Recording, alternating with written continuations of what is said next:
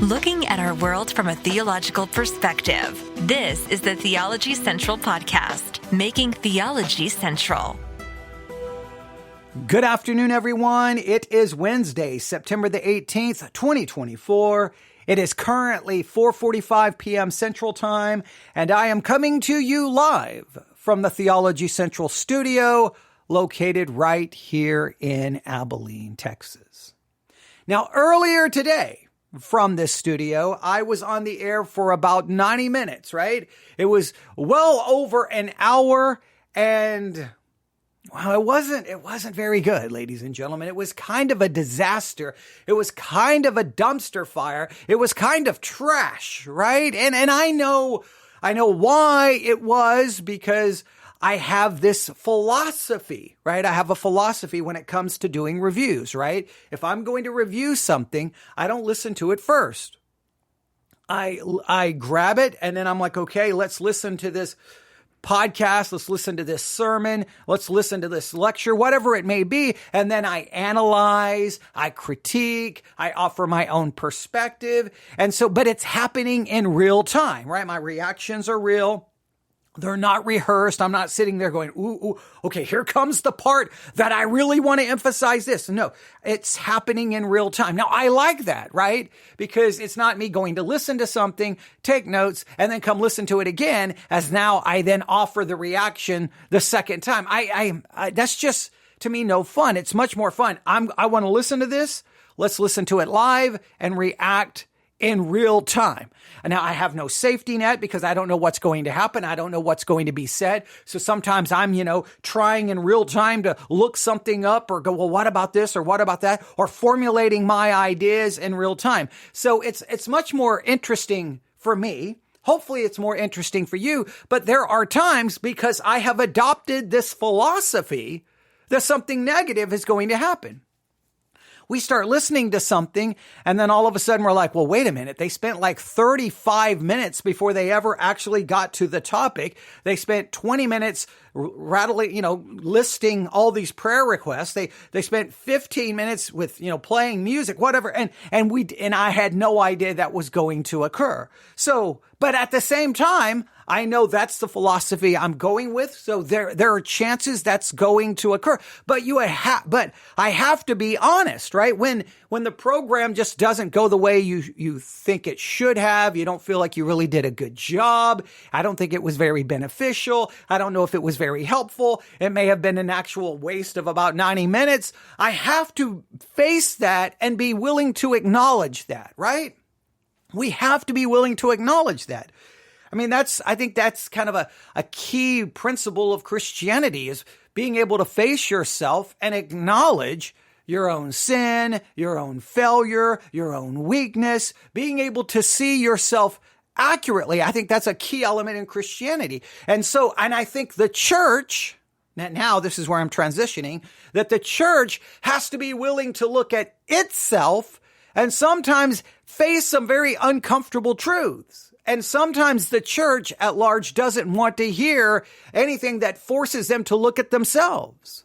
But on this broadcast, I try to be very honest about my own failures. Like my last broadcast, I see that as a failure. In fact, I almost did not upload it. I came very close to deleting it. I thought it was a mess. I thought it was a train wreck, and it did not go very well. And I know the very reason why it happened. Because I've adopted a philosophy, an idea of doing reviews a very certain way. If I changed the way I did reviews, I could avoid that, but I'm unwilling to change that for the reasons I've already stated. I don't want my reviews to come across as rehearsed, as if they're produced, as if someone said, oh, you just went and found something that you just want to complain about. No, when we start a review, I have no idea where it's going, just like you. So no one can accuse me of having some agenda. All right. So there are reasons for my philosophy, but my philosophy leads to some of those very negative consequences. All right. But I'm willing to admit that. I have to be willing to admit that. And I think the church sometimes has to be willing to admit certain things. And on this program, I have raised questions about the church over and over and over again, and many people don't like my questions. But I constantly talk about And I'm not going to go through all the different things I've said, but here's a certain thing that has been brought up on this program countless times. Look at your church and ask yourself how much money it takes for that church to operate each year. What is the yearly cost to keep a church operating? And then ask yourself, so figure out the yearly cost and then ask yourself, what are you getting for all of that money that it takes to keep it operating? And I have put forth the argument, the hypotheses, that in most cases, you are not getting anything close to the amount of money it takes to keep a church operating. What you're getting is not worth it. It's not worth the money. It's not worth, this is just from a very purely, I know you can say fleshly perspective, but I think that is very accurate to say. And I've done some things on this broadcast, giving people the opportunity to tell me, hey, when it comes to your spiritual growth, when it comes to your discipleship, when it comes to the things that have helped you and have taught you the most, is it your local church or is it something else? And inevitably, over and over again, when I ask this question, the response always is, it was this broadcast or it was this. Now, that broadcast or those sermons may originate from a church, but it's not their local church. So there are countless people out there who they are being discipled, taught, and it's not coming from their local church. And I've talked about my own Christian life. So you look at the amount of money it takes local churches to operate, and then the people are actually being discipled, being taught, being fed by something other than their local church. Everyone should go, what's the problem? Let me just give you an example. All right. The cost for an average sized church to operate annually can vary widely depending on several factors such as location, denomination, size of the congregation, and specific ministry needs. However, some general estimates can be provided based on common expenses. All right. So what I tried to do is gather information, trying to get an average. Now, it's not going to be anywhere perfect, and there's going to be wild differences depending. Your church may fit into what this estimate. Your church may be above this estimate, maybe below it. But we're just trying to give a basic idea, all right? So here we go. Are you ready? Facilities cost. So the first thing is the building itself, all right? Rent or mortgage, somewhere between $50,000 to $100,000 a year. $50,000 to $100,000 per year to keep a church building. All right. Now it could be higher or it could be lower depending on location. All right. So somewhere between $50,000 to $100,000, somewhere between $50,000. I don't know why my voice is cracking. I'm hitting puberty. Between $50,000 and $100,000 a year. Just to keep the building. That's just the building, ladies and gentlemen. Just if it's Wednesday, if you're getting ready to go to church, you're going to get ready, you're going to get a car, you're going to drive. And that building, just that building you're getting ready to walk into is costing somewhere between $50,000 to $100,000. Now, again, sometimes lower, sometimes more. Now, just think about that. $50,000 to $100,000. What are you getting out of it? What are you really gaining from it? Utilities, electricity, water, etc. Between $10,000 to $30,000 a year. So you have between $50,000 and $100,000 for the building, and then when you add utilities, water, etc., somewhere between $10,000 to $30,000 a year. For the building, just to have electricity and have water and all the other types of things, utilities that would fit within that category. Maintenance and repairs, somewhere between $5,000 and $20,000 per year. If you want, you can start adding all of this up. Between $50,000 to $100,000 for mortgage or rent, right? Between $10,000 to $30,000 a year for utilities, and somewhere between $5,000 and $20,000 per year simply for maintenance and repairs. Salaries and benefits, somewhere between $50,000 and $75,000 a year. Now, this may vary based on experience and church size, but somewhere between $50,000 and $75,000 a year. Do you see all the money it takes just to keep the building, just to have someone, this is just the pastor's salary. Now, if you want additional staff, say a music director, youth pastor, office staff, this is going to cost another $30,000 to $100,000. Are you adding all of this up? Between $50,000 to $100,000 for the rent and mortgage, between $10,000 to $30,000 a year for utilities, between $5,000 and $20,000 for maintenance and repairs, for the pastor's salary, somewhere between $50,000 to $75,000, for additional staff, music director, youth pastor, office staff, somewhere between $30,000 and $100,000, and benefits, health insurance or retirement, between $20,000 and $50,000. Now, ministry and outreach, program costs. You got to have all of these programs, right? You got to have programs. Youth and adult education, between $10,000 to $30,000 a year for children's ministry, youth ministry, and adult education. If you want to do outreach, somewhere between $5,000 to $20,000.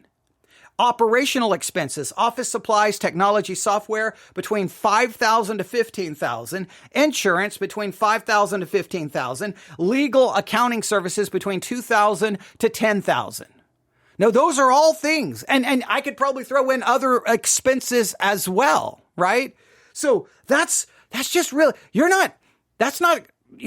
all that's describing is just the cost to keep the building open and operating. Now, what are the estimated total annual cost? On the low end, on the very low end, it costs your church, on the very low end, if your church is on the low end, between $150,000 and $200,000 a year to stay open. Between $150,000 to $200,000 a year to stay open. Try to wrap your mind around that. Just for the bill. We're not even talking about what's happening in the building, what people are actually getting, what people actually remember, how much they're learning, how much they're not learning. We're just talking to keep the building open, basically $150,000 to $200,000 a year. Now, I want you to think, just write down $150,000 per year, and then ask yourself, how many hours of teaching does your church produce annually? Just write down the hours of teaching your church produces annually, and then ask yourself, is that worth $150,000 to $200,000 a year? And that's on the low end. And how much what do you get from that teaching based on where are you getting most of your spiritual food? Now, the mid-range, if your church is in the mid-range, between $250,000 to $350,000 a year. If your church is on the high end, between $400,000 and $500,000 a year. So from the low end, it's going to cost a church about $150,000 a year to stay open. And from the high end, it's going to go all the way up to $500,000 a year. Now, I just want you to ask yourself, what are you getting out of that? How many hours of teaching are they producing? Come on. What? Some of that, when you look at how much it cost, and you figure out what you're getting, and if you look at it, a lot of times your Sunday school is not even being taught by anyone who's paid. A lot of times your Sunday school teacher is not even on paid staff. So then your pastor may only be only giving you maybe an hour, if you're lucky, 2 hours, period, a week. It's costing almost $200,000 for the church to operate, and you may get 2 hours of actual teaching a week from someone on paid staff. And a lot of times, if you do small groups, which we're going to be talking about. Again, it's not anyone on the paid staff. So a lot of the teaching is not even from people on the paid staff, but yet it's costing this much money. What are you getting?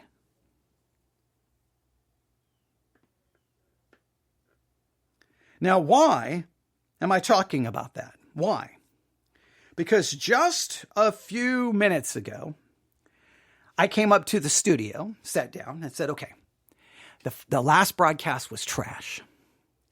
I kind of want to go on and do maybe a part 2 and try to finish up and get some more out of that review so I can say we accomplished something, but I don't want to take that risk. So what should I do? So I sat down and I was thinking. So I opened up my iPad, went to the Roy's report, and I saw a thing about small groups. And I was like, oh boy, here we go. Small groups in 2024. All right.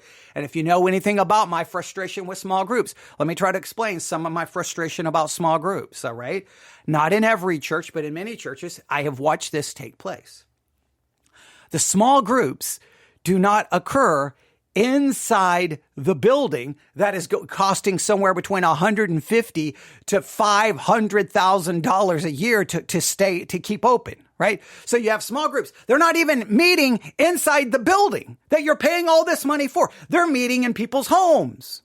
So in many cases, I've literally saw this happen. So the church may have like some kind of, nursery daycare kind of thing going so that people can drive to the church to drop off their kids. Then they can drive to a house to go to the small group so that they can drive back to the church. I'm like, that's the most ridiculous thing I've ever seen in my life. If you're going to do small groups and you're already coming to the church to drop off the kids for some type of daycare or youth program, then just do the small groups within the building, right?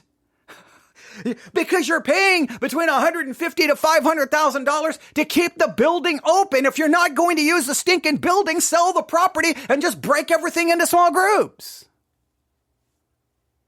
It makes no sense. So that's my frustration. My second frustration is that over and over and over what I hear is there cannot be real discipleship. If people really are going to grow, if they're really going to learn, they need small groups. So then I'm always like, well, then what in the world is going on inside the building? If small groups is the key to my spiritual growth, if small groups is the key to discipleship, if small groups is the answer to everything, then shut the building down. Get rid of the stinking building. Stop spending $500,000 or $150,000 a year to keep a building open when you're telling me what happens in the building is not really doing the job. What's really doing the job is small groups. And I've heard pastors say that. Well, I can't really do that kind of teaching. We can't really go that in depth from the pulpit. Well, we do that in the small groups. Well, then I know people who go to small groups and I'm like, what did you do in small group? That was your great lesson? That's the great in-depth doctrinal teaching? It sounds like you had a little bit of food, had some snacks, talked about the weather, sung a few songs, and had a devotional. So I've always been somewhat critical of everybody's like small groups. I've heard that since the 1990s. Small groups is the answer. Small groups. And I want to scream. If small groups is the stinking answer, then get rid of the stinking church. Just become a small group. Oh, but we got to have this building. Well, why are you going to pay between $150,000 to $500,000 a year when you're telling me that where the real work happens, where the real teaching happens, where the real discipleship happens is not inside the church, it's someone's living room?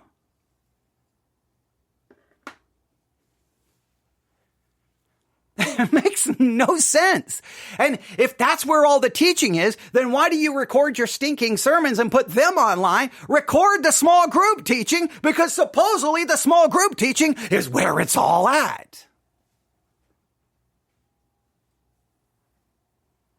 So if it costs between $150,000 to $500,000 a year to keep a church operating, then what are we getting from it? I've been asking that question over and over. Well, here we go. Here's the headline. It was published September the 17th, 2024 at 7:20 a.m. Central Time. So yesterday morning, this was published. Headline, survey. Small groups remain the key aspect of church's discipleship ministry. So what's the key aspect of a church's discipleship? Small groups. Small groups. Not the pulpit. Small groups. Then what in the world is the pulpit doing? Isn't the pulpit where Christians are to be equipped so they're no longer children tossed to and fro with every wind of doctrine? If you're not doing the work from the pulpit and you're doing it in small groups, and that's the key, then get rid of the stinking church. I don't understand it. So let's spend a little time exploring this article. Are you ready? Here we go. So they start a story about someone visiting a friend in England in the late 1700s. His name was Robert, I'm going to say Raikes, Raikes. If I'm mispronouncing that, I apologize. I did not look up to listen to how to state it correctly. But Robert Raikes, he encountered children cursing, gambling, and fighting in the streets. He was horrified, but a local woman told him it was even worse on Sundays. The children's one day off each week from the factory. Determining to help the children in that situation learn to read and learn about God who loved them, he founded the first Sunday school in 1780. So the first Sunday school, 1780. 1700 years after the beginning of Christianity is the first Sunday school. I wonder, like, does that impact you at all? Like, well, we've got to have Sunday school. We got to do things a certain way. But the first one doesn't show up to 1780. Does that add so how should we actually be doing things? All right. While much has changed in the past 250 years, churches are still using some form of small group discipleship to help children and adults grow in their faith. And most churches still use the term Sunday school to describe at least part of their ministry. Okay, so typically when I hear the term small groups, I don't think Sunday school. Because small groups, what I have seen, are things that happen on whatever night. Maybe you get rid of your Sunday evening services and you go to small groups, or you get rid of your Wednesday evening services and you go to small groups. And the small groups happen outside of the church, and whoever is leading the small group is almost never paid staff. They're not getting a salary. So so all the money it's cost to hire that pastor, he's not even doing the teaching. It's given to someone in the group. Now this is my, so I separate small groups from Sunday school, but let's start with Sunday school. All right. This is me. My experience in Sunday school in churches, other than one church was different.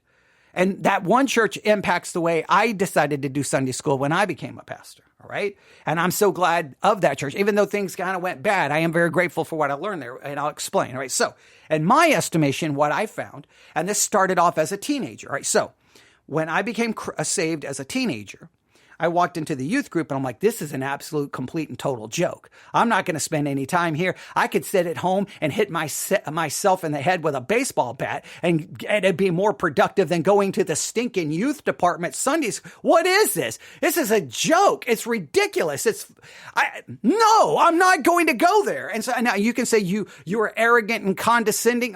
Maybe I was, but I was a brand new Christian and it was a joke. I wasn't going to learn anything there. It was about I don't know what it was. It was ridiculous. So I volunteered myself to go to the adult Sunday school class. So I went to the adult Sunday school class. The adult Sunday school class I've got one here, what we call the Sunday School Quarterly. We would get these quarterly booklets, right? And they would give, the session 1, session 2, give the scriptures. And so I got one. I took that thing home. Man, I went through that thing like I was studying for my finals, right? I had highlighters. I had marks. I was writing cross references. I was looking up every scripture. I tore through that thing all week, like everything we were going to be studying. I came to Sunday school and I'm like, okay, I'm with the adults now, man. All right. I'm not with those ridiculous teenagers, even though I was a teenager. I'm not with those foolish, ignorant teenagers who don't care about anything. And it's ridiculous. Now I'm with the adults. We're going to talk doctrine. We're going to talk theology. We're going to dig into scripture. Oh, this is going to be great. And I come running in and it was an absolute total joke. The Sunday school teacher was not prepared. The whole thing was useless. It was a waste of time. And now I've told the story a million times. I was an arrogant, condescending jerk. And so I basically mocked the Sunday school teacher for being clueless, not being prepared, and obviously hadn't even read that week's lesson. And I was like, you're basically a joke. And this is a waste of my stinking time. I could sit at home and listen to sermons on Christian radio and get more than I'm getting from this ridiculous Sunday school class. I'm not here to hold hands, sing kumbaya, and hear about the weather or about your job or whatever you want to talk about. I thought we were coming to study. I thought the Bible was this great thing. It's the inspired word of God. Oh yeah, it's so important. And then I get here and it's like, this is a joke. It's a waste of time. People in and out getting coffee and donuts. And it's just like, I don't even know what the point was. It was like a waste of time. Now, I know I was very negative. So I leave that. Now I go to a Lutheran church. The Lutheran church on Sundays, did we even have a Sunday school? I think we had a Sunday school. And I guess it was pretty good. I think the pastor actually taught the Sunday school class. It was pretty good. It was much better than the Baptist one. It was doctrinal. At least you could tell someone was somewhat prepared. It was okay. I don't remember anything from it. It wasn't anything great, but I was better off. When I first became a Lutheran, I think during maybe it was Wednesdays. There was some day of the week they had basically catechesis. We were going through Luther's catechism. And so there I did benefit greatly from that. All right. But I don't really remember much about Sunday school. I mean, basically all you had really is the Sunday morning service. You had nothing on Sunday night. I think Wednesday night you did kind of a little Bible study. There wasn't really much offered during the week. And that was one of my frustrations with Lutheranism. I'm like, once again, how much are we paying to keep this building going? I mean, the building is beautiful. The building is nice. The sanctuary is gorgeous. How much money is it costing to keep this building open for basically 1 hour a week of teaching? And the sermon was about 20 minutes. I'm like, so even there, I remember I was still a teenager and I was calling like every Lutheran church within 50 miles going, do you have anything going on? Anything. I'll take anything. I don't care what it is. Give me something. But nobody had anything. It was such a joke. So then I joined the military and I end up in Bellevue, Nebraska. Omaha, Nebraska was where the military base was. I was living in Bellevue, Nebraska. And then we ultimately found myself, I won't go through the whole story, but at a church in Papillion, Nebraska, Twin Cities Independent Fundamental Baptist Church. And this was the first time all of a sudden I loved it. Because Sunday school was the pastor standing behind the pulpit and taught for 1 full hour. The pastor taught. And then we would take a break and then we'd go into morning worship and the pastor taught for 1 full hour. And then we would go home and then we would come back on Wednesday and the pastor would teach for about 45 minutes. So we had Sunday school, Sunday morning, Sunday night. If I forgot, I failed to mention Sunday night. Sunday night, another full hour of teaching, and Wednesday night, and all of it was the pastor, and he taught all of it. And that was like, wow. This is the way it should be. This should be great. Now, I end up leaving that church for a host of reasons, end up in another church in Bellevue, Nebraska. Once again, now I'm back in a Sunday school class. And typically the Sunday school class was, hey, for this quarter or whatever, we're going to be using this book. We're going to be using this one. And so you had to buy a book, right? It'd be a book, MacArthur, whomever. And then you're supposed to read a chapter and then show up to Sunday school to discuss it. Well, guess what? I found over and over and over. Nobody was reading anything. Nobody was really prepared to have the discussion. It was an absolute waste of my time. It was a waste of time. I could have read the book and talked to myself about it. Sunday school was an absolute waste of time. So my experiences with Sunday school typically was whenever, and there were other times I was in Sunday school, but most of the time it was either this, everyone's sitting around in like a semicircle, and then everyone gets to tell what they think the text means. And it's just like, It's like a free-for-all of heretical nonsense. And it's just a free-for-all for hermeneutical craziness. And it's like, and I'm just sitting there going, what is happening? What are you talking about? That's not, oh my goodness, what is going on? How is it? I can't handle this. Because what do? Do you sit there and correct everyone? Well, that's not correct. So you just sit there and let people and you hope you're looking to the Sunday school teacher like, never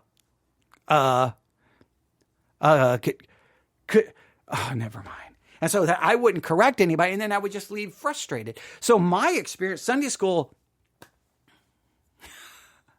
a disaster in my experience. You may have better, but in my case, it's not. And again, and typically it's being taught by someone who's not even on the paid staff. So we're paying $150,000 to $500,000 a year for a volunteer to try to teach Sunday school. That in many cases is more, I don't know what it's supposed to be. So they mentioned Sunday school. Now, the small groups I ever attended was the same kind of, it was basically like Sunday school, except it was a little bit more like casual in the sense that, well, you have to have snacks, maybe sing a song, everyone talking, you do the icebreaker where everyone goes around answering some random question. And then it was a lot again of, so what do you think? And what do you think? And what do you think? And what do you think? And what do you think? And you get 15 ideas of what everyone thinks. But in many cases, you don't really get an idea of what the text actually says. And it was shallow and not very in depth. So whether you call it Sunday school or small groups, I've got a problem. But this is saying, hey, this is, according to them, small groups is the key aspect of a church discipleship ministry. So here's what they go on to provide. All right. According to a Lifeway research study of U.S. Protestant churches with ongoing adult Bible study groups, 56% says the label Sunday school describes at least part of their group's ministry. Almost 3 in 4, 72% say they're comfortable with others referring to their groups as adult Bible studies. Around 2 in 5, 39% say small groups. So they go through the different titles they have for it, right? So their terminology has changed, all right? But to me, if it's Sunday morning and it's at church, it's Sunday school. And if it's a small group outside of church, then it's a small group. That's typically the way I identify them. And when I read books about small groups, when I first started learning about the concept, it was the idea of doing it outside of church. And it was more for evangelism than it was supposed to be discipleship. But I digress, all right? When it comes to Bible study groups, it's less about the name we give the ministry and more about what the groups actually do, said Ken Brady, director of Sunday School and Network Partnership at Lifeway. Now, please note, Lifeway has a vested interest in promoting small groups and Sunday school because Lifeway, I have right here, sell a ton of their quarterly study guides. They make their money off these. I look right here. Lifeway Adults. This is Bible Studies for Life, Personal Study Guide, Fall 2023. Do you know the amount of money churches pay for these things that nobody typically really does much with? So Lifeway wants to, obviously they're going to promote it because that's their business model. Hey, churches, get your curriculum, buy it now. And curriculum costs are insane. Look, the next time you're at church, just ask your church, how much money is spent annually on curriculum? How much money is, and then ask yourself all that money, and then walk around the church and ask people what they do with that curriculum, what they're learning from it. Do they get a study guide? Do they even know where their study guide is for that quarter? Have they read it? Have they used it? What you'll find is most of that money spent on curriculum, you would have, I know this is going to be self-serving, but I'm being somewhat sarcastic here. Churches would be better off sending me the money. Because you're just buying study guides that nobody actually uses. And I went through that same frustration in my little church, trying to put devotional and study guides in people's hands. And then you realize nobody's using them. Nobody's looking at them. Why are we spending the stinking money? Forget it. Sometimes I wanted to get so irritated. Like, look, if nobody's going to spend the money on the things we're using, not only did I stop getting them, I wanted to say, then just give me a pay raise, for crying out loud, right? Give me a couple of $100 a month. Right? I'll just use it for whatever I want to use it for. All right. So When these groups gather, leaders are most likely to say they want the primary focus to be on studying Scripture. Almost half, 46% of adult Bible study group ministries leaders say Bible study is the highest objective for the groups. Now, that is absolutely frightening. Only 40. Now, the article is presenting it in a positive way. I think that's frightening. So you take all the churches, only 46% of the leaders say the primary focus is studying Scripture. Less than half say the primary focus of a small group is to study Scripture. Then don't tell me the small groups are the key to learning and the key to discipleship when less than 50% of the leaders say that's the key aspect of it. It means the whole thing's a fraud. The whole thing's a scam. If not even half will say that the key element is studying the Bible, then the small group is a social function. It's to meet friends, hold hands, and talk about life. And that's great if that's what you need. But don't make it a ministry of the church. Say, hey, I'm going to have get-togethers at my house so that we can come over and talk about life and do life together and share our problems and concerns and talk about the fun things, the good things, and we can cry together and life together and we can play some games, eat some food, and do whatever. Great, go do it. It's not the part of the church. The church is to be equipping saints. And if only 46% of small group leaders say that the key, as in fact, use their exact words, that the primary focus is studying Scripture, then the whole small group concept has gone off the rails and the whole thing's a fraud. So 46% of adult Bible study group leaders say Bible study is the highest objective. Fewer say the primary purpose is intentional discipleship making or equipping. So only 16% say that it's about discipleship or equipping. Only 16%. So, but wait a minute. Remember the headline of the article? Hey, small groups are still the key to discipleship. Well, not when only 16% of the small group leaders say it's about discipleship or equipping. 14% say worship. Relationship and community fellowship is 12%. Ministry service is 7%. And then outreach and evangelism, only 5%. Now, I was taught in the 90s, even at Grace University, we had a special week-long thing about small groups. And it was like evangelism. Some people feel uncomfortable coming to a church, but if you'll have a study in your home, they'll be more likely to come there. Well, only 5% say evangelism is the key. So all of that was a lie as well. All right. Now, churches are most likely to rank Bible study as the top priority for groups. But again, it's only 46%. On average, churches have 7 ongoing Bible study groups for adults with an average of 69 weekly participants. In a 3-month period, average churches see 91 individuals connect with a small group Bible study at least once. Around 2 in 5 worship attendees at the church, 44%, also typically participate in small groups. A third of churches, 33%, say at most a quarter of their worship service attendance involved in an ongoing Bible study. Another third, 34%, say they are more than a quarter, but no more than half. The final 33% have at least half of their worship attendees involved in a small group ministry.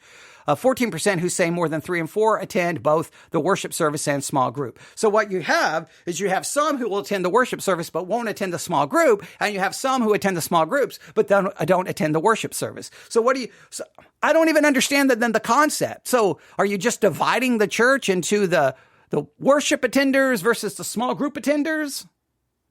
Why don't you just have people come to church? I mean, you're paying between $150,000 to $500,000 a year for the building. Why don't you have people there? Now, in some cases, they're identifying people as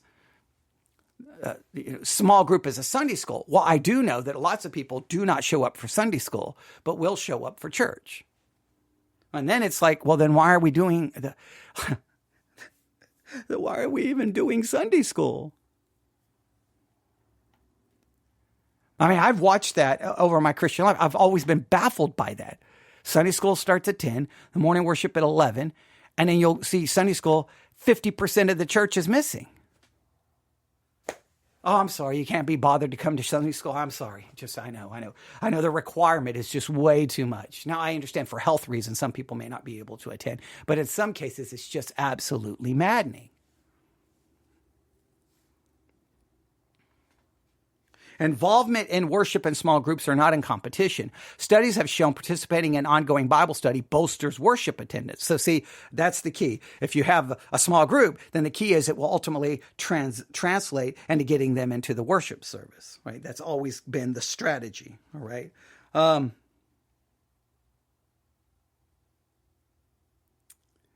Almost every church leader, 93%, says their ongoing groups are meeting at least weekly, including 85% who say once a week and 8% more than once a week. Fewer say they gather every 2 weeks, 5% or once a month. So basically, almost 93% say they happen at least once a week, and some more than once a week. All right.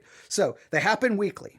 For around 73%, these gatherings happen basically all year long. Almost half, 47%, say they meet all year, while another 26% say they meet all year except a few holidays. 1 in 5, 19% take the summers off, but otherwise meet the rest of the year. Fewer groups, ministry leaders say they meet for 2 semesters of 2 to 3 months or 3 similar length periods. So basically, the majority go around all year. So all year, small groups are occurring.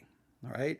More than 9 in 10 leaders have groups gathering at the church building or whatever location the congregation meets in. All right. So that's a positive.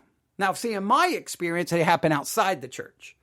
The statistics say that my perception is wrong, that most happen inside the church. But I think the reason why is that they're classifying Sunday school as a small group. So this is where you get into statistics.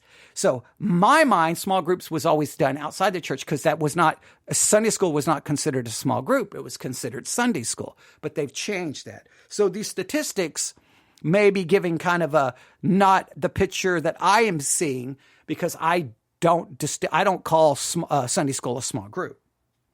All right. Fewer than 1 in 3 say at least some group meets in homes. Others use various off-campus locations. On average, 4 and 5 groups meet at the church. So that's good. That's a good thing, right? Look, if you're using that now again, well, I can't applaud yet. If you're calling Sunday school the small group, well, then of course it's going to meet at church. So great. But if you have small groups not meeting at church, well, then that's where I would be like, well, why are we paying for the building? All right. 3 in 10 say their groups exclusively meet before or after their weekly worship service. See, so that's why they're happening at the church. Another 35% of the church meets any day or night of the week other than when they regularly gather at worship. A similar percentage say they have group gatherings before or after the service and other times during the week. All right. So again, they have, it's an interesting evolution of terms because they are basically referring to small group here as Sunday school. As Sunday school. They've got so many statistics here. All right. Well, they just kind of give us all of that breakdown. Remember, the headline was, small groups remain key aspect of church discipleship ministry. So let's break this down. Average cost for a church to operate is between $150,000 a year to $500,000 a year. All right. Which is insane. All right. Crazy. Now, once you have that, what are you getting from it? Now, first, you start with the preaching. How many sermons do you get for $150,000 to $500,000 a year? How many sermons?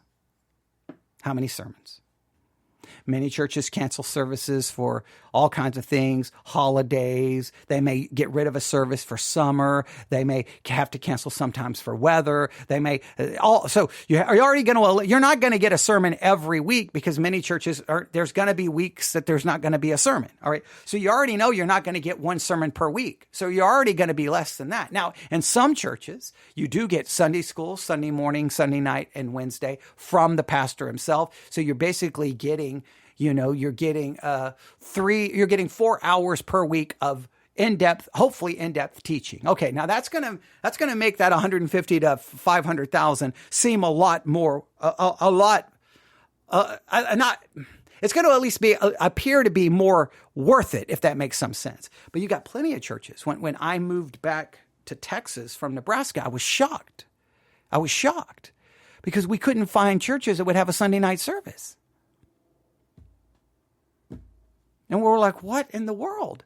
So we get Sunday morning, and then Wednesday night, in many cases, was really not much. Now, some would offer some kind of small group, right? That was meeting in someone's house, that when you would attend, you would be like, I don't want anything to do with this. This is nonsense. And so in many cases, the Sunday school wasn't from the pastor. It was just whatever. And then no Sunday night or Wednesday. And I'd be like, well, basically what this church is telling me, that if I'm actually going to guide my family spiritually, I'm going to be doing most of the teaching at home. So I don't know what's the point of going to church. So I don't know. You could break it down. Maybe we could do some research and discover, but most churches don't have a sermon Sunday morning, Sunday night, and Wednesday night. Many do not. They have some other kind of program going on. So what are you really getting for $150,000 to $500,000 a year? Many will refer to their small groups as Sunday school. What are you getting from your Sunday school? What are you actually getting? What are you actually getting? Some have small groups that meet during the week outside of the building. Well, if they're not meeting at the building, then again, why are you paying for the building? And what are you actually getting in those small groups?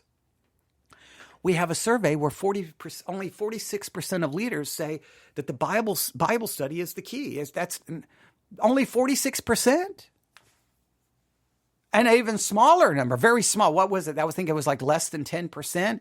Say that that discipleship and equipping was a part of it. It was some small number. Well, then what in the world is going on in small groups? And guess what? Those small groups typically have some kind of curriculum or some kind of book the church is typically paying for, which again goes to the cost. What are you getting for it?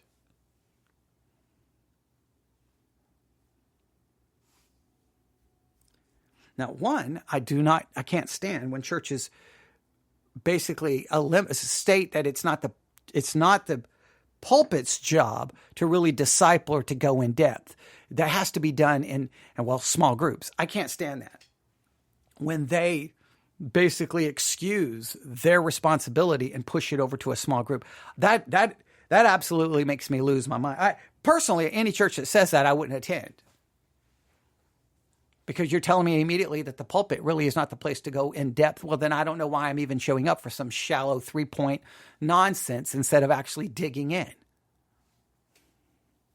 But here's where, and I know churches don't want to hear this, but this is where I can get frustrated.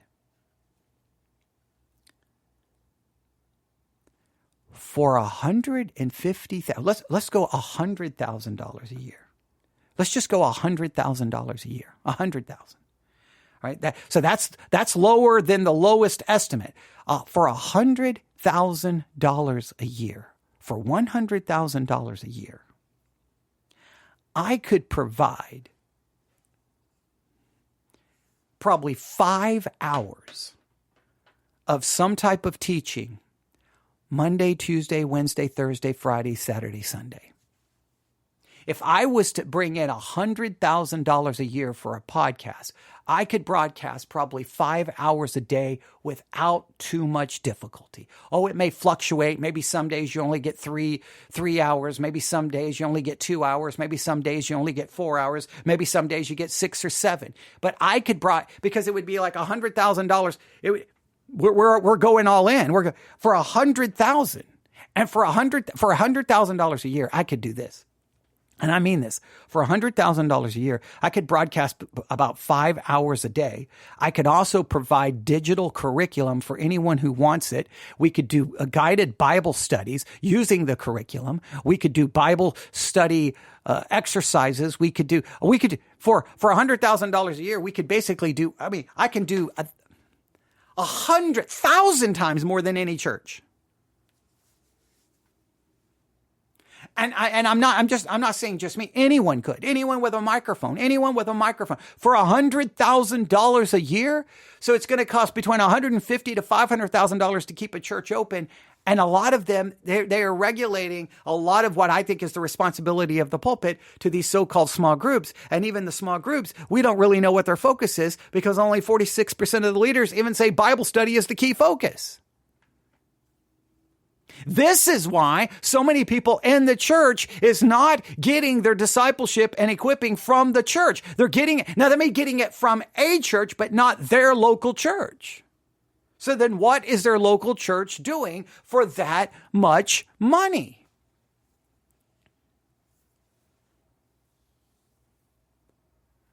I mean, for $100,000 a year?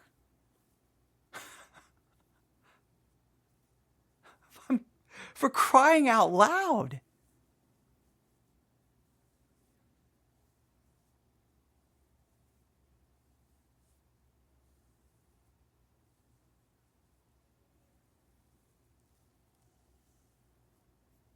Like, just a podcast could provide anything. It could provide curriculum. It could probably give away books. You could just broadcast hour after hour after hour after hour. And yet you'll have churches who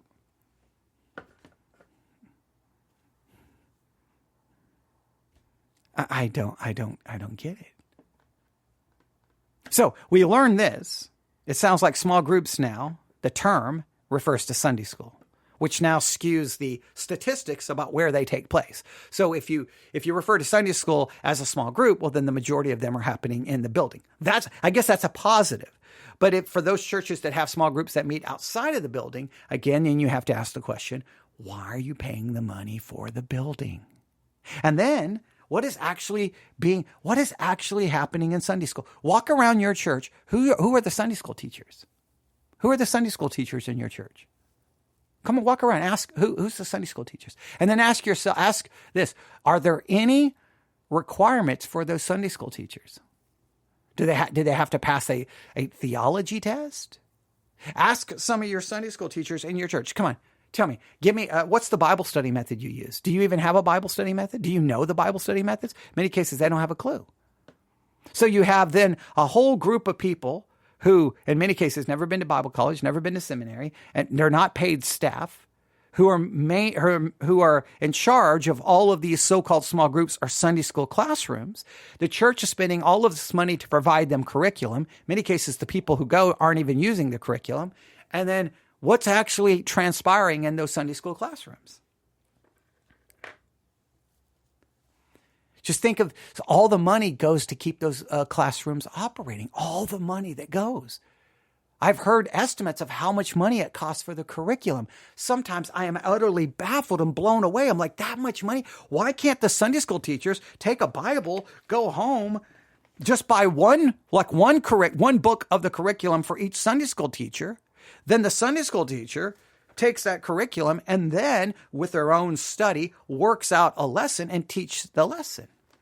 Why spend money to give everyone a study guide when I think statistics would prove nobody's using it? Why spend all of that money? And why do the teachers need a book? Why can't the teachers formulate their own lessons?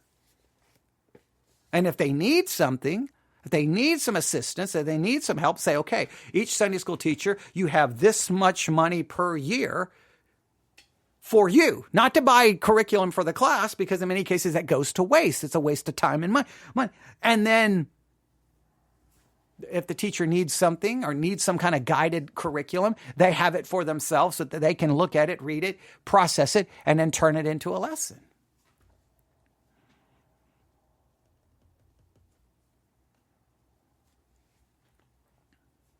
So what is really happening? What is happening?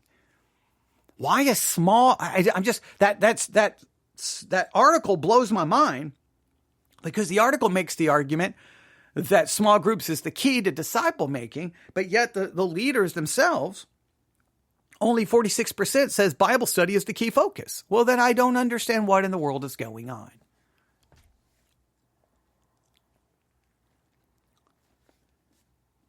So what do you think about all of it? Now, I know, let me just go ahead and get this out of the way. A lot of people will say, you look at it from a very pragmatic perspective. You're looking at it from a very fleshly perspective. And I'm aware of that. But what I'm trying to say is that churches, you have to use money. You have to spend money, right?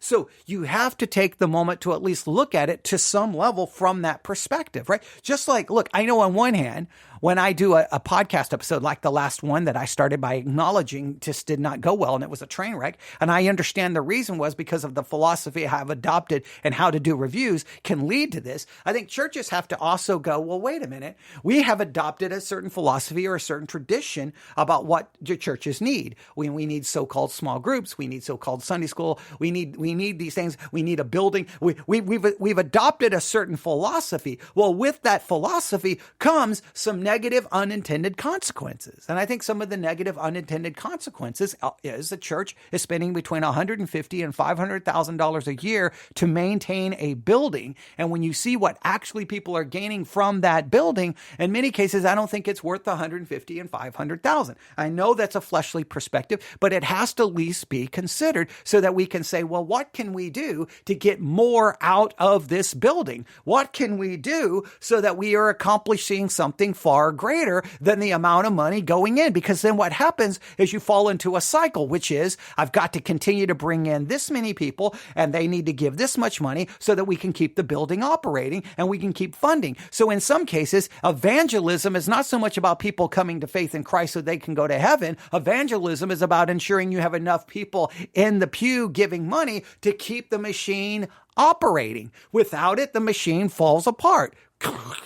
We don't have money for this. We don't have money for this. And then financial fights begin to break out in the church. And the next thing you know, you enter in trouble. And then you have to say, well, we got to get rid of this. We can't do this. We can't do this. We can't do this. We can't do this. We can't. And then the next thing you know, the church ceases to exist. And for all the money that went in to keep that church operating, I hate to say it, one person sitting somewhere with a laptop and a microphone and an internet connection could have provided more teaching than the church provided in 5 years, and they did it in 6 months.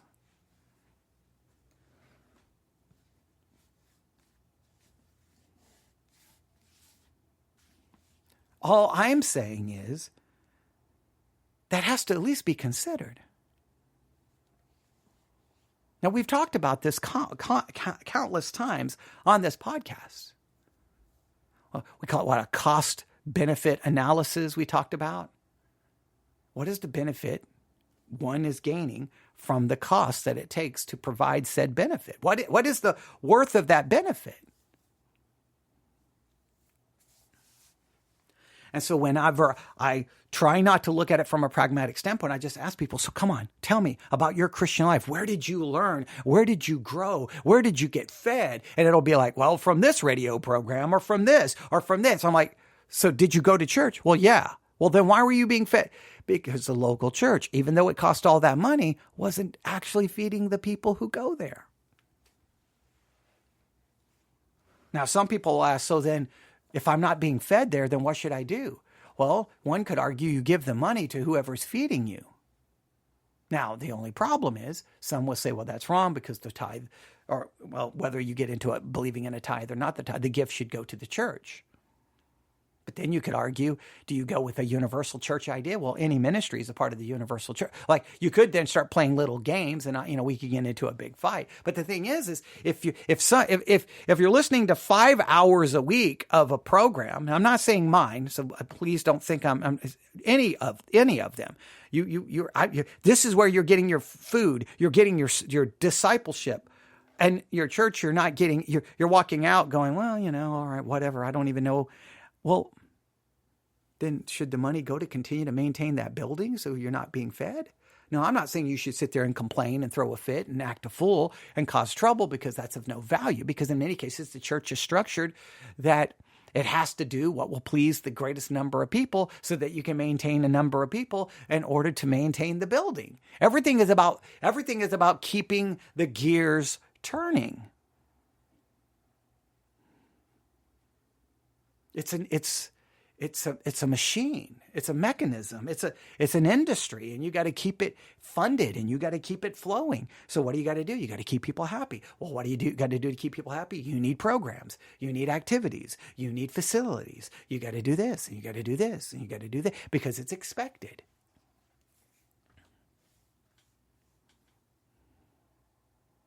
I've often said churches have buildings. I've always been just blown away by this. Churches have buildings. All these buildings with all these rooms. Right? And you've got ministerial staff who's supposed to be, equipped and ready and desire to teach, a hunger to teach. I'm like, why aren't those classrooms being used Monday, Tuesday, Wednesday, Thursday, Friday, Saturday, Sunday with people like, okay, for the next 2 hours, I'm going to be broadcasting and I'm going to be working on the book of Job. Coming up in about 4 hours, Robert's going to come in. He's going to be working on the book of Lamentations. And coming up overnight from midnight to 3, we're going to have Tim. He's going to be teaching on the book of Malachi. Because we got all these rooms. All we need is a microphone put in each room and a laptop and an internet connection. You got the ministerial staff. Why don't you just teach? Teach.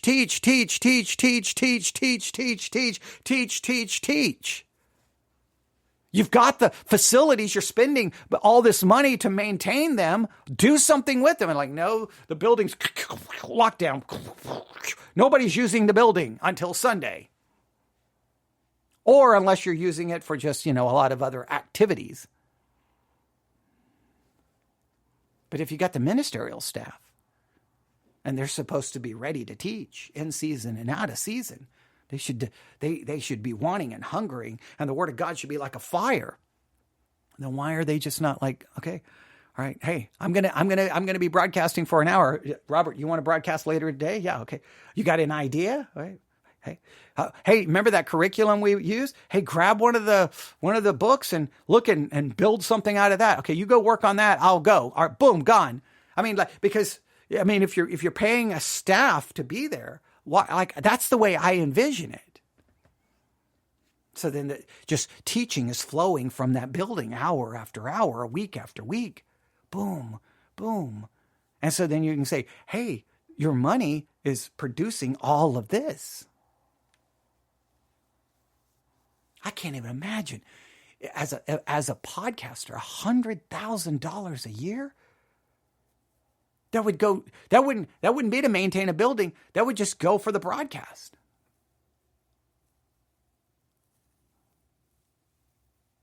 I guess I could take some of it as a quote unquote salary, I guess, right? If you wanted to break it down. But even if I took $25,000 from it for my yearly salary of $25,000 and the rest went to the broadcast, that would be, you could do anything you want with the broadcast. And again, I could produce 5 hours of teaching a day. Which is more than almost any church anywhere. Do you know how many, okay, I'm not good at math, but 5 hours a day, 7 days a week? How many hours a week would that be of teaching? What is your church producing for the amount of money it costs to keep it going? And if the church is saying that we can't do these discipleship and really equipping people from the pulpit, so we need small groups. And then if the small groups are not meeting in the building, well, then what is the building really there for?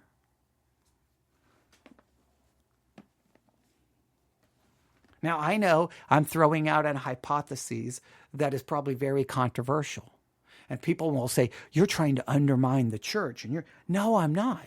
I'm just saying you have to consider, like somebody has to at least think this through. I've said it so many times. I'll drive by churches and I'll be like, man, that's a nice building. And there's nothing, all the lights are off and nobody's home. And I'm like, that's a nice big building. And so you'll look up their website and you're kind of like, one, some cases they don't even have their sermons online. So I'm like, okay, well, that's wonderful, right? Or two, you'll listen to their sermons. You're like, that's what, it's probably $300,000 a year to keep that building going. And that's what people are getting who are growing there. That's what they're getting. And it's not about whether I agree with the theology or disagree with the theology. See, people are misunderstanding. It's about just how deep it is, the quality of it. Well, I can completely disagree with something like, whoa, they went in. That was good, in-depth teaching. I think it's completely wrong, but at least I can appreciate the work that went into it. And sometimes I'm just kind of like, I think they took their whole sermon from Our Daily Bread devotional.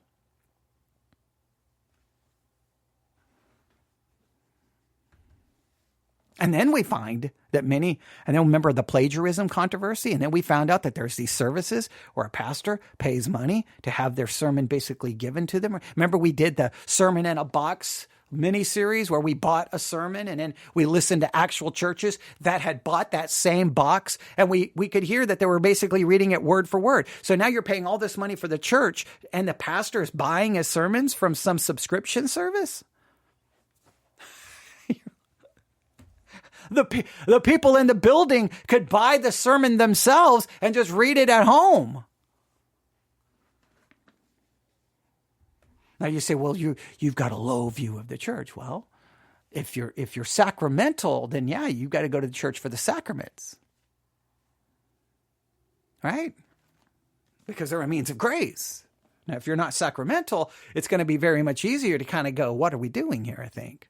Sacramental, and the church has the sacraments and they're the ones who can give them, then you don't care how much it costs for the building because you go there to get the sacraments. You go there to have those sacraments, which are a means of grace. Okay, well, you can see then there would be a different approach. So according to the articles, the headline's very misleading. Small groups are the key. However, the statistics don't seem to support the headline. So I'm a little perplexed by that. The one thing I did discover is small groups now doesn't mean small groups outside the church. It means it. Now you may be going, well, duh, everyone knew this 10 years ago. I didn't know it because I've never had small groups in my church. I'm like, we come to church to study. We're not going to. Now there have been people who argued for having small groups outside of the church. There were people who argued for that and they wanted that and they fought me. I'm like, we're already a small church. Just show up here and learn and stop whining about it. Like it was so frustrating. Like, why? How many more? I'm giving you all these hours there, and then I'm coming home and spending hour after hour in front of a microphone, but yet you want a small group. And when you really wanted to know what they wanted, they just wanted to hang out with people and get to know people. They needed friendship, companionship. I'm like, well, then just invite people over to your house. You don't need the church to structure it. Invite people over to your house and hang out. All right. There we go. I thought that was interesting. You can tell me what you think. It kind of fits some of our discussion. We had the discussion about AI and how technology impacts the church. And again, technological advances. Those technological advances allowed me to be taught, learn, and grow. And again, it was outside of the local church. And so maybe my experience has really greatly developed or greatly shaped my perspective here. And you may have a completely different one. I always give people the opportunity to let me know what they think. But again, over and over and over, people are like, well, if I'm really being honest, this is where I learned. This is where I was discipled. And it wasn't their church. Every once in a while, I'll get someone say, it was my local church. And I always like, okay, give me the name of that church and let me go listen to what you was discipling you so much. A lot of times nobody will provide me the name because a lot of times I want to really go, wow, I want to hear what was going on in your church, right? Because it sounds like it was amazing. Now, I'm not saying it's not true. It's just sometimes though, when you go, you're kind of like, well, wait a minute, that's where you were getting your discipleship. Like sometimes you're just kind of like, I'm not really getting what was that all about? But in some cases I may be blown away, but so far, everyone points to something other than their local church, which that only supports my, you can say, twisted hypotheses. But there we go. Thanks for listening. Everyone have a great evening. Just think, just today, from this podcast alone, we have now been on the air for I think about 2.5 hours, almost 3 hours. Just this broadcast alone, this podcast alone, I've been on the air almost 3 hours. And it doesn't cost between $150,000 to $500,000 a year to operate. Maybe that's what has maybe negatively impacted my view. All right, thanks for listening. God bless.